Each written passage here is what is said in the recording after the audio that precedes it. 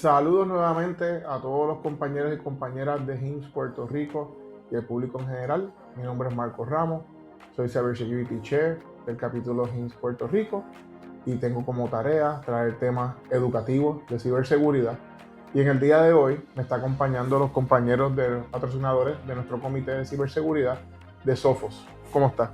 Muy bien, gracias por la invitación, Marcos. Saludos, preséntate por favor. Mi nombre es Juan Michel, yo soy Sales Engineer para Sophos, específicamente para acá, la región del Caribe y obviamente también Puerto Rico, una isla preciosa. Soy dominicano, o sea que cerquitica, vecino, casi hermano. Vecino. Sí. Perfecto. Y ven acá, ¿de qué vamos a hablar hoy? Hoy yo quisiera hablar del tema de respuesta a incidente. Respuesta a incidente. Sí. Eso en Puerto Rico todo el mundo lo tiene perfecto y no le hace falta a nadie. Nos vemos. Te puedes ir a la playa. Adiós, hasta el próximo capítulo. Aquí no. Respuesta a incidente. Oye, ese tema está bien caliente. La ley 40 de ciberseguridad de Puerto Rico requiere que se atiendan esos temas.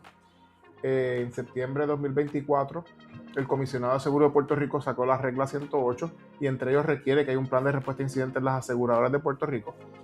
Y hace como 2 meses,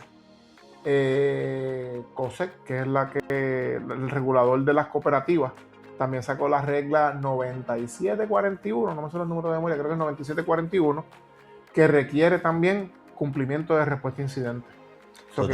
Totalmente. El tema con eso es que, digamos que el concepto se puede quizás malinterpretar. La gente entiende que tener un plan de respuesta a incidente como tal es simplemente tener un papel escrito que te define un step by step si pasa algo. Y peor aún que eso es tenerlo por compliance. O sea, tenerlo porque te lo requieren y no porque tú le ves el valor a eso. Entonces, partiendo desde ahí y basado en la experiencia que vemos constantemente de organización en organización, muchas veces nos encontramos que se le preguntan si tienen un plan de respuesta a incidentes y de alguna manera como que se le infla el pechito y dicen sí. Yo sé qué hacer en caso de una emergencia. Tenemos un plan de respuesta a incidentes. Entonces, la segunda pregunta corta cuello es, ¿tú lo has probado en algún momento? Claro. Y ahí empiezan,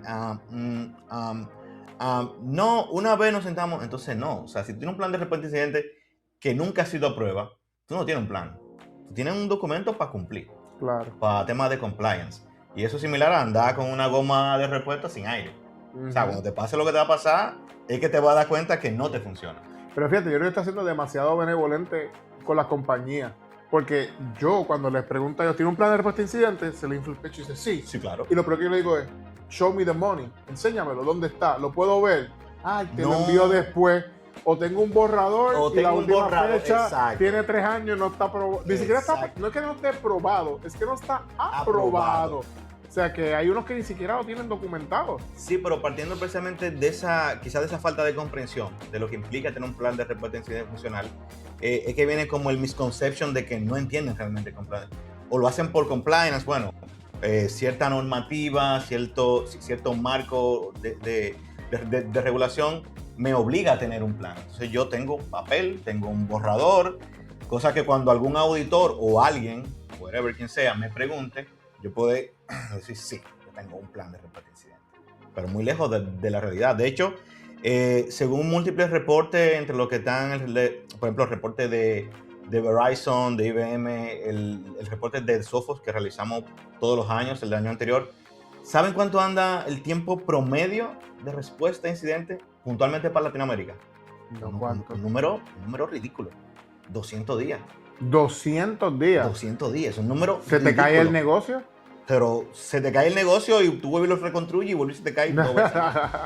O sea, estamos hablando desde la detección inicial hasta la erradicación y la parte de lección aprendida, 200 días, man. Estamos hablando casi de un año. O sea, faltan 165 días para completar un año. Y ese tiempo average, ese tiempo promedio. Y en ese tiempo tú estás vulnerable. O sea, tú tienes a alguien viviendo en tu casa. Se te puede meter más cosas por atrás, por la cocina.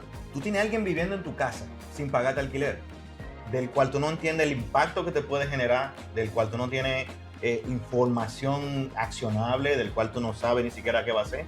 Entonces, esa es la realidad que digamos que tenemos puntualmente para la región de Latinoamérica y el Caribe. O sea, tenemos muchísima oportunidad de mejora y creo que parte de eso viene también de ahí, del poco entendimiento y del poco valor que le asignamos a tener un plan de respuesta a incidentes funcional. Oye, ¿y con qué frecuencia se debe estar revisando estos planes? Porque yo he tenido compañías, he tenido clientes que me dicen, tengo uno, y a veces me lo entregan en maquinilla. Ok. Entonces tú dices, pues caramba, esto necesariamente... Esto no es de ahora. Eso no es de ahora. Y como está cambiando la tecnología y como está cambiando la ciberseguridad, tú cambias plataforma, tú cambias sistema operativo. Las amenazas cambian. Cambias Los amenazas. actores maliciosos van, vienen, cambian muchas, o sea, hay muchas variables que se mantienen en constante cambio. Sí. ¿Qué tipo de frecuencia se deberían estar revisando estos planes? Mira, el plan de respuesta a incidentes debería estar atado a la evaluación de riesgo que se hace en la empresa. Esa respuesta me gusta, me la voy a robar. Róbatela, es de dominio público. Te voy a dar este crédito cada vez que lo digas. Es GLP, licencia GLP. O sea, entonces, como las amenazas, vamos a ver, una empresa X hace una evaluación de riesgo hace 3 años. Identificaron riesgo, identificaron impacto, identificaron controles y se puso. ¿Qué pasa? En 3 años, como mencionamos ahorita, cambian los actores de maliciosos, cambian las amenazas, cambia el impacto, cambia el mercado, cambian los entornos geopolíticos, el tema de guerras, grupos de hackers patrocinados por Estados. O sea, cambian muchas cosas. Entonces, de repente, tú tienes una evaluación de riesgo que se creó en un mundo que ya no existe. Y por ende, los controles que tú sacaste a partir de esa evaluación de riesgo, pues, tampoco te funcionan. Siempre menciono una historia que me pasó en un hotel allá en Dominicana, donde para entrar a ciertos restaurantes era por reserva. Entonces tú ibas a la puerta, había una muchacha con una hojita de papel y te preguntaba tu número de habitación y tu nombre. ¿Qué pasa?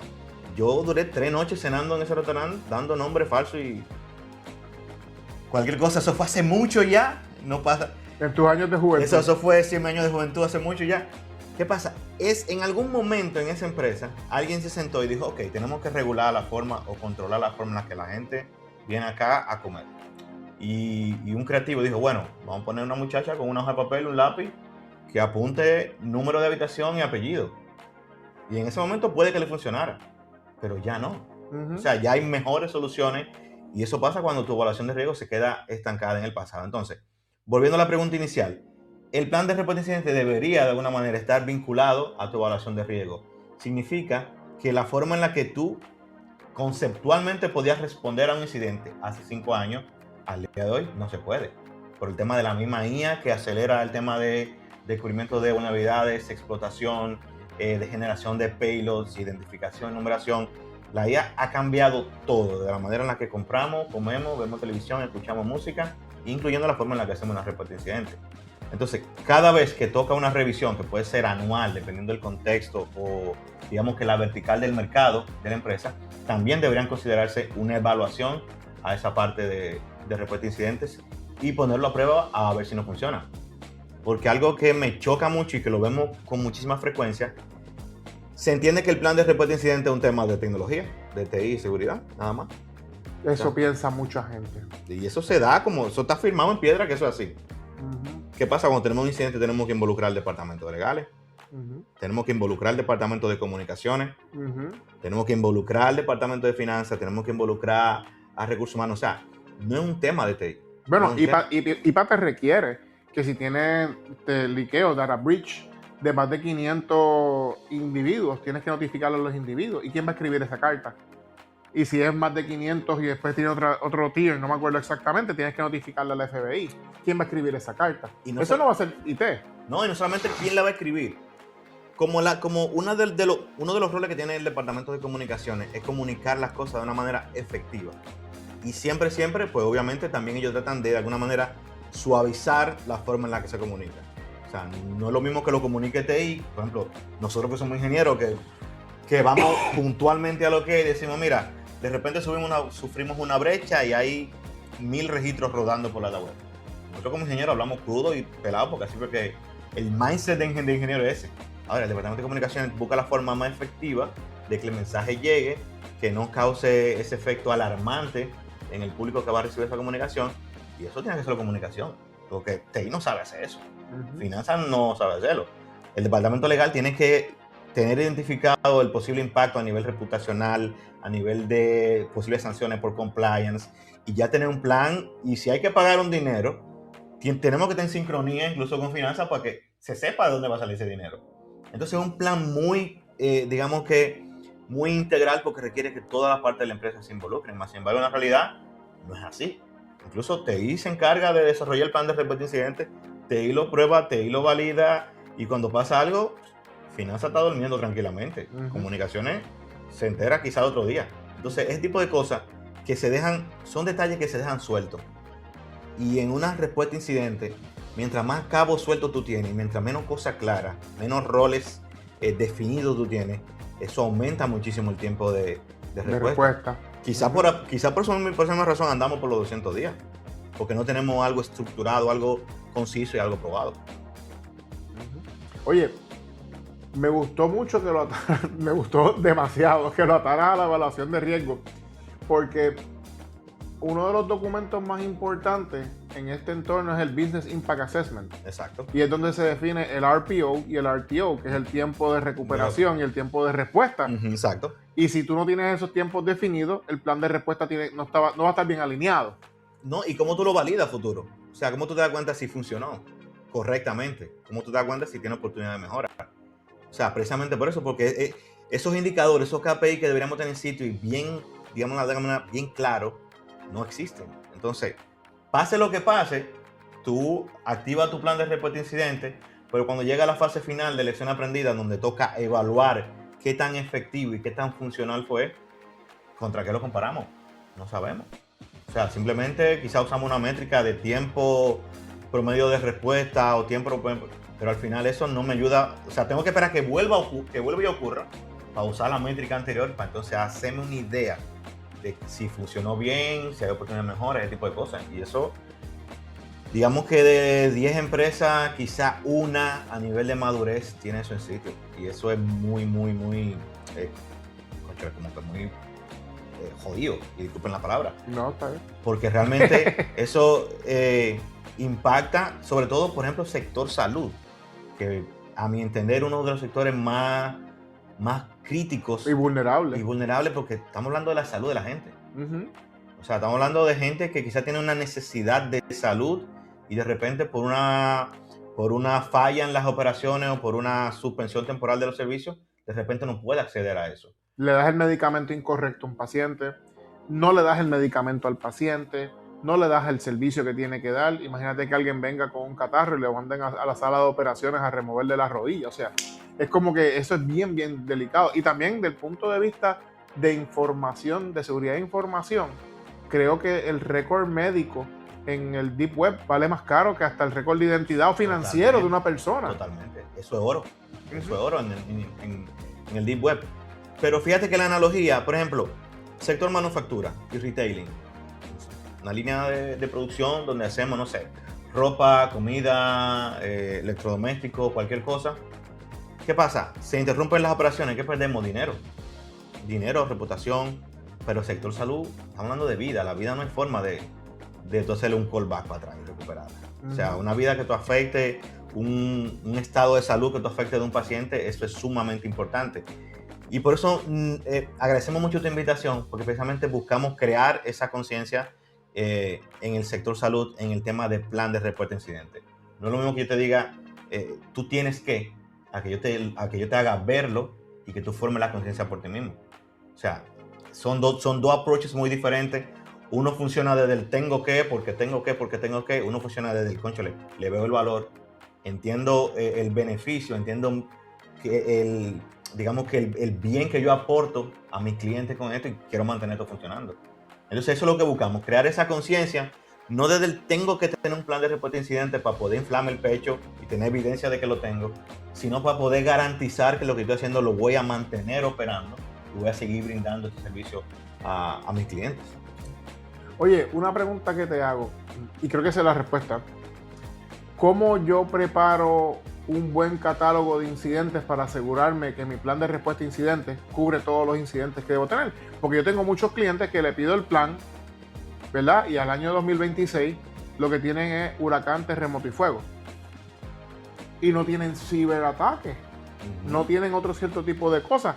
¿De dónde nace esa lista de incidentes que debo atender? ¿De la misma evaluación de riesgo o de otro lado? Y así mismo, de la evaluación de riesgo, porque cuando hacemos la evaluación de riesgo, que identificamos las amenazas, identificamos el impacto y obviamente asignamos un control a eso, pues a partir de ahí yo puedo sacar ese listado de amenazas que van mucho más allá de incendio, huracán y terremoto. O sea, yo tengo que tener, por ejemplo, en el Business Continuity Plan, yo tengo que saber si de repente mis operaciones en premisa, o sea, por suponer algo, mis operaciones en premisa se detienen. Yo tengo que tener un plan de contingencia que me permita moverme a la nube lo más rápido posible y seguir operando mientras yo me recupero. O tener un site alterno que me permita mover mis operaciones para allá mientras yo me recupero para garantizar esa continuidad. Entonces, de ahí la importancia de hacer una evaluación de riesgo precisa y real. Porque a partir de ahí sacamos cosas como outcome para el plan de continuidad del negocio, de recuperación de desastres y de respuesta a incidentes. Al final todo va cayendo en cascada de esa primera evaluación objetiva y real, no romántica, porque a veces nos ponemos muy románticos con decir, ok, ¿cuál es la probabilidad de que un actor malicioso norcoreano nos ataque? No, es una probabilidad muy remota, ponle, no sé, un 5% de probabilidad de un impacto medio. No, tenemos que ser realistas, usando la evidencia que tenemos ahora mismo. Ya no hay el tema de empresa pequeña, ya no hay el límite de frontera, ya no hay...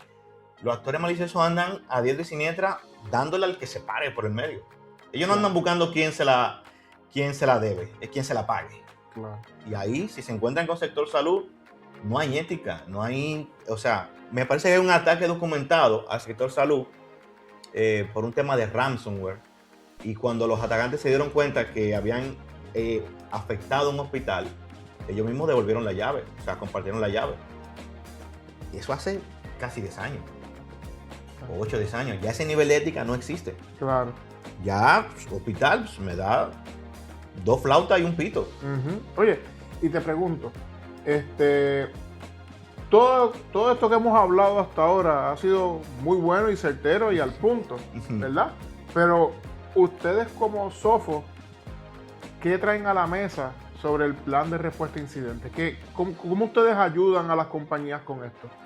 Mira, yo siempre digo que el tema de no solamente de respuesta a incidentes, sino de la ciberseguridad en general, una buena estrategia de ciberseguridad se fundamenta en 3 pilares. Hablamos de tecnología, hablamos de personas y hablamos de procesos. O sea, tú deberías tener esas 3 cosas alineadas, porque tú puedes tener muy buena tecnología, pero si tú no tienes personas y procesos que usen esa tecnología, eso equivale básicamente a no tener nada. Y podemos quitar cualquiera de los 3 pilares y pasa lo mismo. Yo puedo tener tecnología y personas, pero si no tengo proceso claro, igual, quedo en nada. ¿Qué pasa? La mayoría de las empresas se enfocan en tecnología, en tener tecnología y comprar tecnología. Y yo tengo una solución de XDR, y yo tengo un SIEM, y yo tengo un firewall, y tengo soluciones en la nube, y tengo CASB, Zero Trust, o sea, tecnología. Y no es así, no es con que yo compre eso ahí, lo instalo y lo dejo corriendo y ya estoy hecho. Estoy contento con eso. En un mundo ideal sí. Yo creo que falta un poquito más. Sí, en un mundo ideal sí, pero no. La realidad es que yo necesito tener tecnología, necesito tener personas y tener procesos. Entonces Sophos entendió esa necesidad del mercado hace muchísimo tiempo ya. De hecho, Sophos fue uno de los primeros vendors que empezó a ofrecer este servicio de respuesta a incidentes, el MDR. Incluso hace 6 años se llamaba MTR, ni siquiera era Managed Threat Response. Sí. Y entonces, ¿qué trae Sophos a la mesa? Si ya tú tienes tecnología, Sophos te trae las personas y te trae los procesos. Y ahí te complementamos totalmente. ¿Por qué? Porque ya tú tienes toda tu tecnología en sitio, entonces ahora que tú necesitas personal con competencias reales, demostradas. No competencia de LinkedIn, por favor, que sabemos que en LinkedIn hay unos títulos bien pomposos. Eso aguanta lo que la gente le ponga a la AI. Ponme un título atractivo y así mismo lo ponen. Oye, ¿cómo lo hacen? Ellos son analistas de ciberseguridad. Y le pasan el prompt y le dicen, mira, yo soy analista de ciberseguridad, hazme un párrafo, porque ni siquiera ya es un título como tal.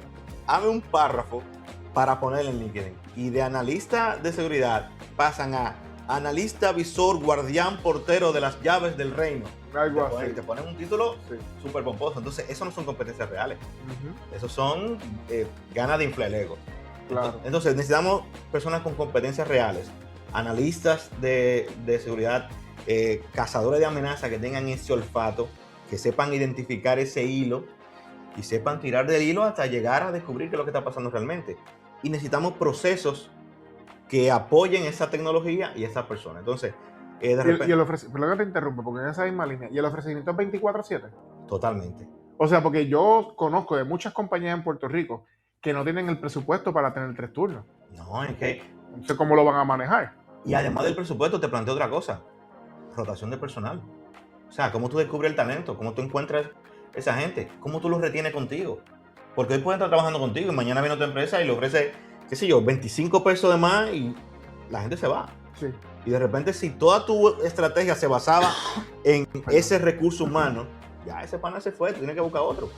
Entonces, con este tipo de soluciones, las empresas se quitan el tema del personal con competencia, se quitan el tema del presupuesto, que no se pueden permitir pagar quizás 3 turnos para Ujú. tener 24/7, y se quitan el tema de la rotación de personal, que es tan agresiva, sobre todo en ciberseguridad.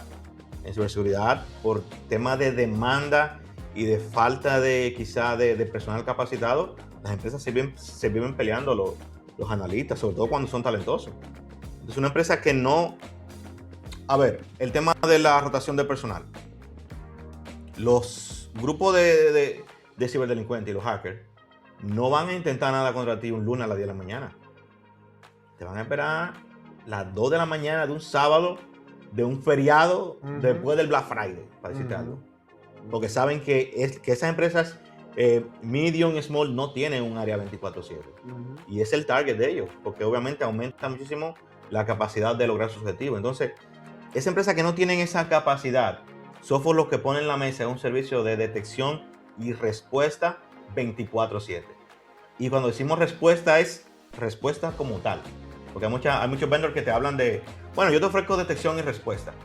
Pero la respuesta es que ellos te van a llamar sábado de la mañana a decirte, mira Marco, vi algo raro en tu servidor. Nada, hablamos el lunes. Eso no es respuesta. Comunicar el alerta.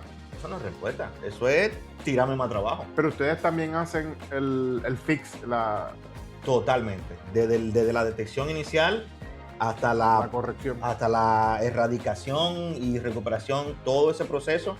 También te entregamos un análisis de causa raíz, donde a nivel detallado se le especifica al cliente qué pasó, cómo pasó y qué hacer para que no vuelva a suceder. Oye, eso está bueno porque muchos de los oyentes trabajan en industrias reguladas. Okay. Y esos reguladores piden documentación. Ellos viven y respiran documentación. Ese es y su cuando oxígeno.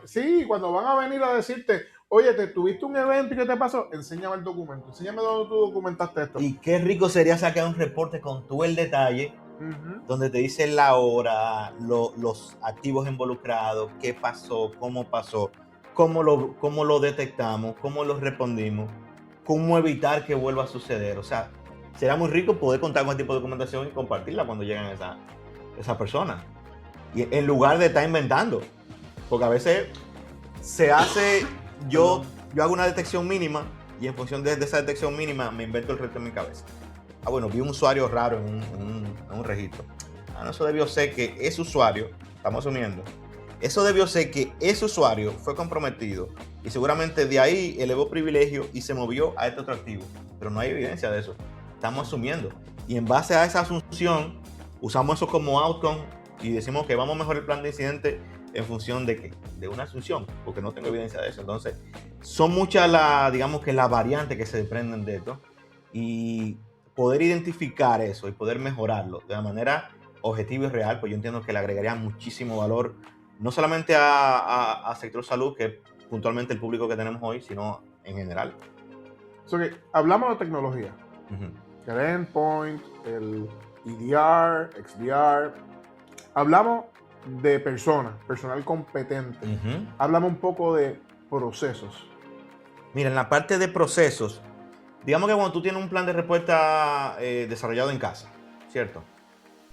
Tú te basas en los procesos y en las políticas que tú desarrollas in-house. Eso te funciona, digamos que entre comillas, puntualmente a ti. Pero tú no tienes, digamos que esa manera de hacer la comparación versus una visión más global. Nosotros tenemos más de 35,000 clientes a nivel mundial. Eso nos permite tener muchísima telemetría, muchísimos indicadores de compromiso, patrones, formas en las que los atacantes suelen atacar, cómo lo hacen, cuándo lo hacen. Y eso nos permite cada vez pulir más nuestros procesos. El tema de reporte de incidentes. No es algo que inventado, que lo desarrollamos hoy, sino que un proceso ya madurado, que ha pasado que ha alcanzado un nivel de madurez bien robusto y que está probado en el día a día alrededor de más de 35,000 clientes a nivel mundial. Entonces eso te puede ayudar o nos ayuda a brindarle ese valor al cliente de que puede confiar esa parte de los procesos, o sea, como nosotros hacemos el tema de nuestro flujo de trabajo en cuanto a reporte de incidentes. Ejemplo, ¿qué pasa cuando la tecnología no puede detectar un ataque? Hemos tenido casos de MDR donde hackers de Norcorea se hacen pasar por gente que está buscando trabajo remoto.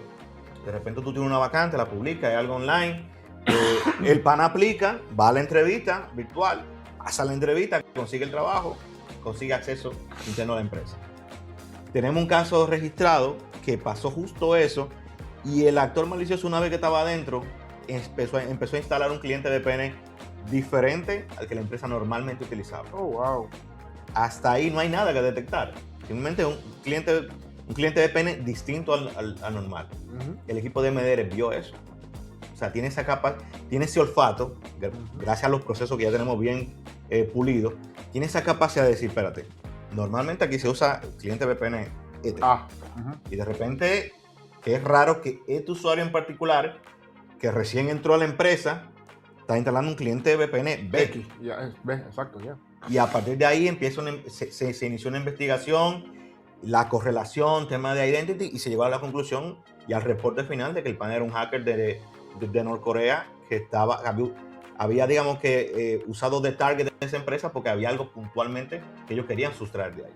Entonces hasta ahí ninguna herramienta de seguridad, digamos que por buena que sea, iba a poder identificar eso. Hacía falta el olfato del threat hunting y los procesos en sitio. Claro. Oye, esto es un tema bueno, un tema candente. Esto es un tema no para hacer un podcast, sino para hacer un seminario de 3 días, de fin de semana completo. Totalmente. Pero último pensamiento, un minutito de cierre, de qué tú querías dejarle a los oyentes que tengan en consideración sobre el plan de respuesta a incidentes. Yo creo que lo más valioso es no hacerlo por temas de cumplimiento, no hacerlo porque tengo que, sino realmente hacer esa conciencia de la importancia que esto representa para continuar las operaciones del negocio. Y en función de eso, pues empezar a desarrollarlo de la mano de gente capacitada que nos pueda llevar a buen puerto en este sentido. Y si carecen de alguno de los 3 pilares que mencionamos, pues obviamente busquen en algún vendor algún tipo de solución así. Acérquense a Sophos, por ejemplo, para contribuirle en lo que tiene que ver con personas y procesos. Bueno, pues muchas gracias a Sophos. Gracias a ti por la invitación, Marco. Patrocinador del Comité de Ciberseguridad de HIMSS Puerto Rico.